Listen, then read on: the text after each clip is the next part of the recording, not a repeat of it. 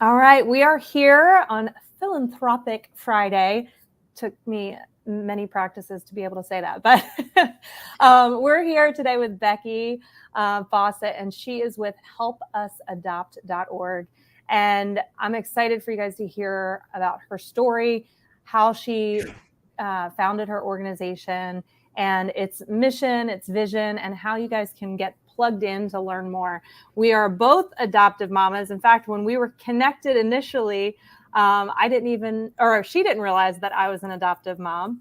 And so it was cool to have that connection. So many of you know I have 3 kids we adopted from overseas, and so many people on my social media walked through that process and followed that process and understand how hard it is, how expensive it is, and just the heart for people to be able to adopt. That sometimes that barrier to entry, that barrier for them to move forward, and that is the financial piece. And so I would love, Becky, for you to just share a little bit of your story, a little bit even of your adoption story, and how you started your nonprofit organization. Yeah, thank you so much for having me today. I mean, it really is, when I think back on it, it's just a crazy story, because never in my life, if you had told me, so my oldest child is 17 years old. So, and I guess I started trying to have kids 4 years. So if you told me 22 plus years ago, this is the next chapter of your life, I would have been like, you're crazy. Never going to happen. Never going to happen. So long story short, I couldn't have babies the old fashioned way at 31. Turns out I was too old, I think. I tried. I did IVF 5 times, and I got pregnant 3 times, and I had 3 miscarriages at 16 weeks, at 12 weeks, and 10 weeks. And I share all these details because I know someone listening is going, oh my God, me too. Yeah. Me too. And when I was going through it all, I didn't know me too. I thought, this is only happening to me. This is only happening to me. I don't know anybody who IVF is not working for. Everybody else is getting pregnant. Everybody else is staying pregnant. Everybody else is having babies. And there was a different road for me. And at the time, I had no idea. And I just slowly found that road. But the road became adoption, because I needed to be a mother then. I just couldn't keep going with the drugs and the processes and the procedures and the pain. It was painful in every way you can imagine. The definition of pain, it was painful. And adopted my first child, and Jane, and in 2005. So in early 2005, we started the process of adoption. Jane was born in October, and it really took every penny we had. There was nothing left. And I have a very good life. I'm not complaining, but it took every penny we had. And that was sort of my moment of when I said, what are people doing? How are people doing this? How are people in my shoes doing this? And I started asking questions, and the answers were really bad. They were terrible answers. People were not getting the help they needed.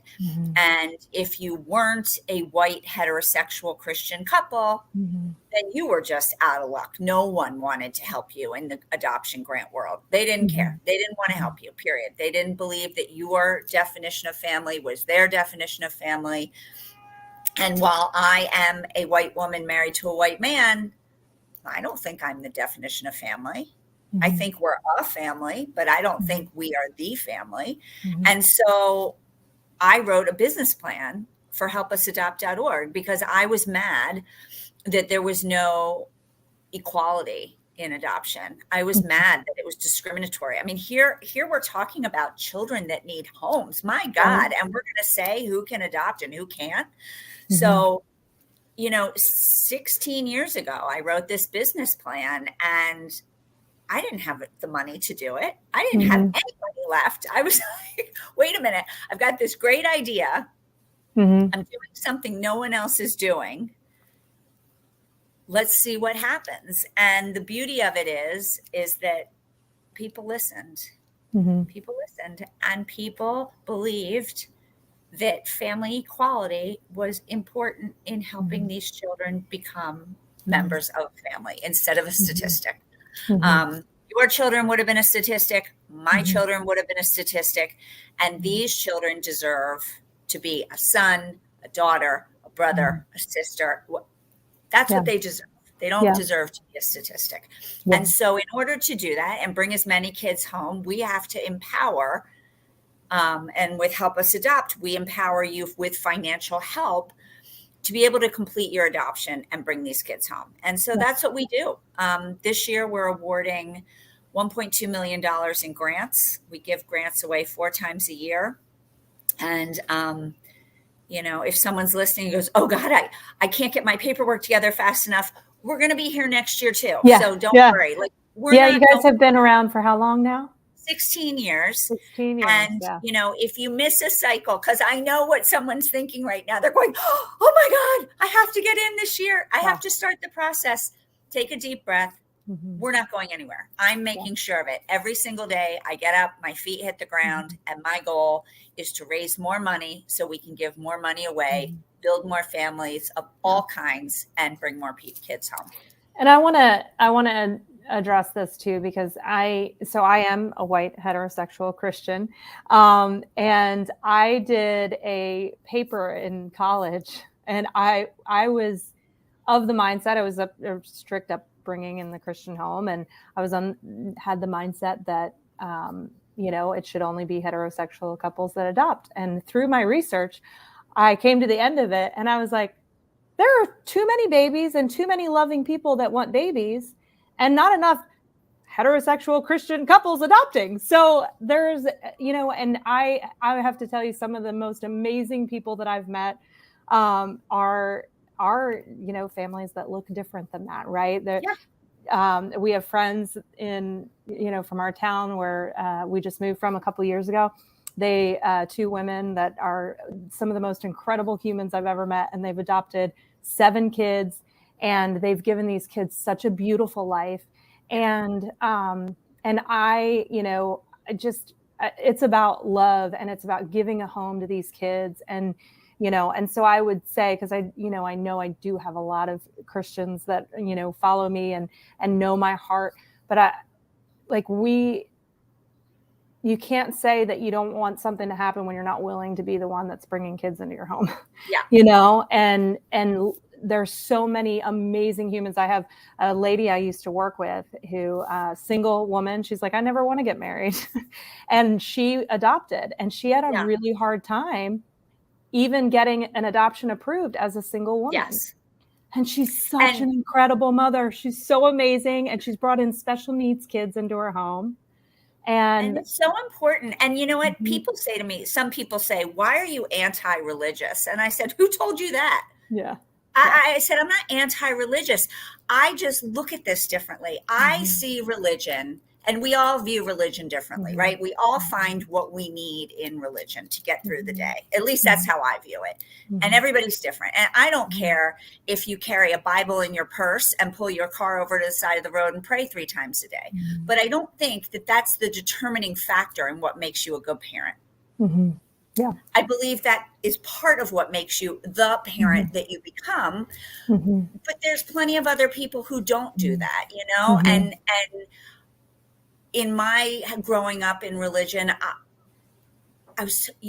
you see, my view is, you see someone who needs help, you help them. Exactly. Yeah. That's sort of my MO in religion. Yeah. And so that's what I do now for a living. I see people who need help. They might not be the same as me. They might be living a different life than me, but they need help. Yeah. And at the crux of it, a kid is getting a chance at life. And that is the most beautiful thing around. Yeah. Yep, absolutely. And, a loving home that there's, I was 17 years old, and I was watching Rosie O'Donnell. Anybody remember her? And I was watching her talk about the foster system. And actually, this is what led me to adoption. I was watching her talk about the foster system, and, she, as a lesbian woman, struggled with, they basically wouldn't give her a baby. And so she had to adopt older kids. And then she became passionate about talking to people about adopting older kids, because there's so many kids in the foster system that once they hit a certain age, right, that they're not wanted anymore. And I don't know, when I watched that, her special on that, and like talking through just the statistics and you know, all these kids without, I mean, because that's what happens, right? If these kids aren't adopted, they grow up in the foster system. And the older they get, the more likely it is that they're never going to have a home. And the worst place for them to be raised is in the foster system and in the government, right? Like, and we talked about this too when you and I connected on the phone, is that internationally, these children, like our grants help with older international adoptions too. And these children get kicked out of the orphanages at 13, 14, 15 because the orphanages run out of room and the babies need more actual care. But the 13, 14, 15-year-olds, they're not equipped to be out on the streets with no parents and no education and no anything. So if these children, this is what I always say to people, I'm like, if you can't grasp about what we're doing, what HelpUsAdopt.org is doing by building families, perhaps you can look at the question of what happens to these children if they aren't adopted, period. Yeah. And if you care about child welfare in any way, shape, or form, that question and that answer will lead you back to caring about the work that we do, because we take them out of the situation. We help these families complete the cost, and the kid comes home. And, you know, unfortunately, and I would say this in front of my own two kids too, and they know the fact, like, children, when they are placed for adoption, or they're in a vulnerable situation. It's not ideal. Right.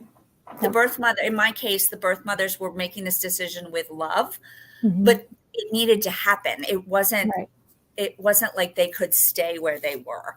Right. And, you know, this is one of the brutal, realistic parts about adoption.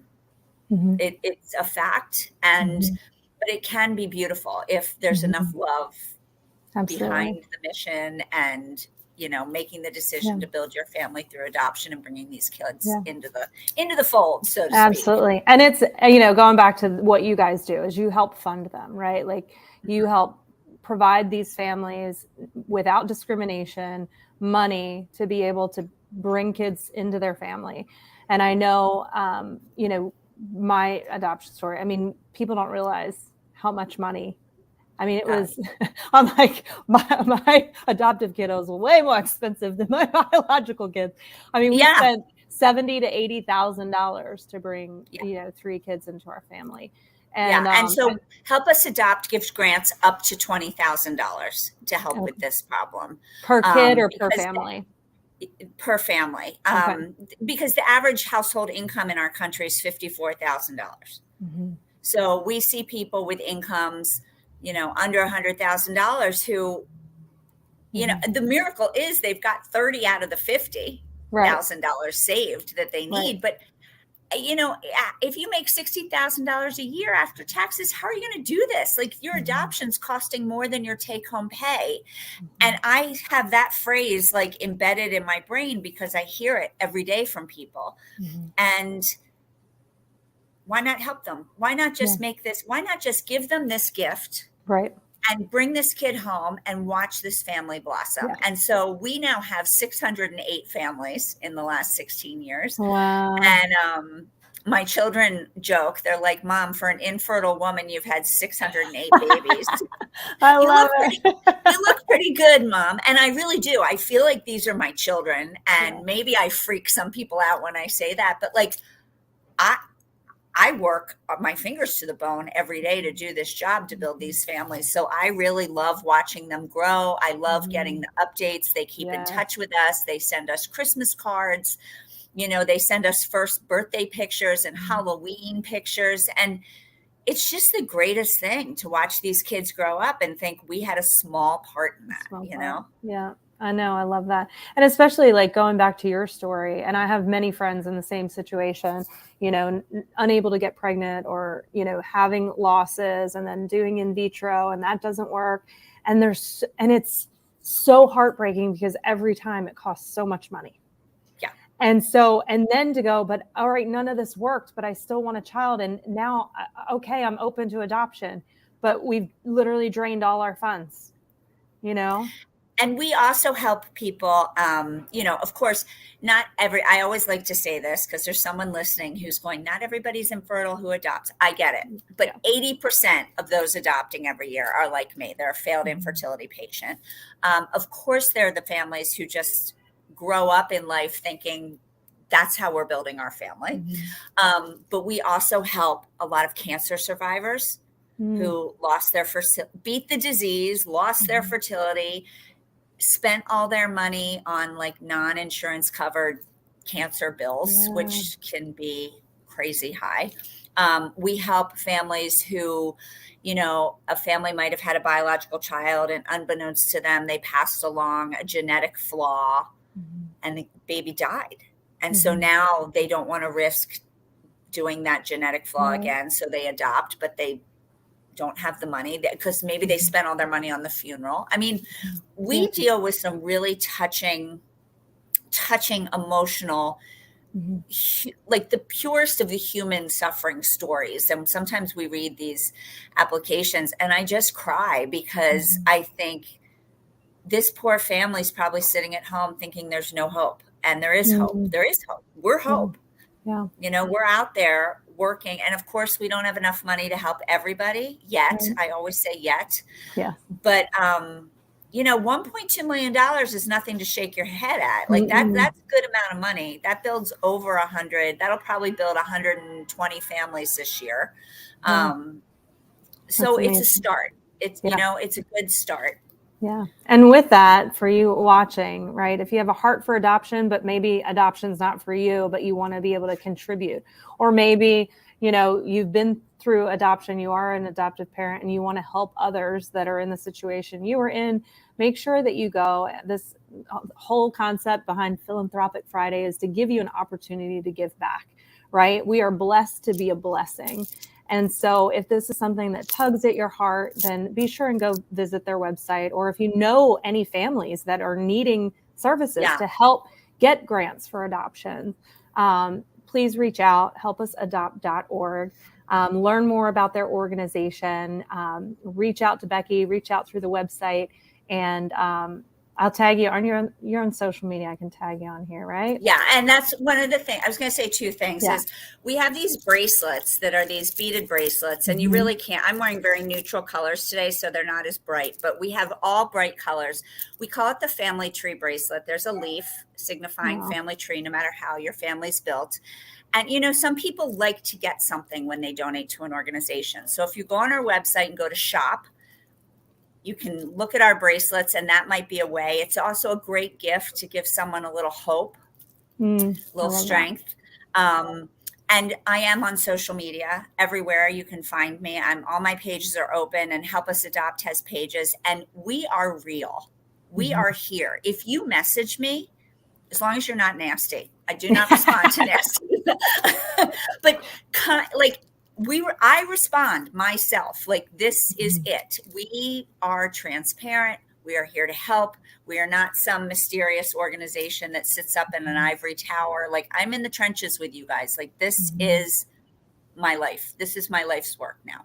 So if you want to talk, follow us, send us a message. If you need help, go to the website, read all about us, and then ask us a question. I think we've covered everything on the website, but just in case, we're always here to answer the question. Awesome.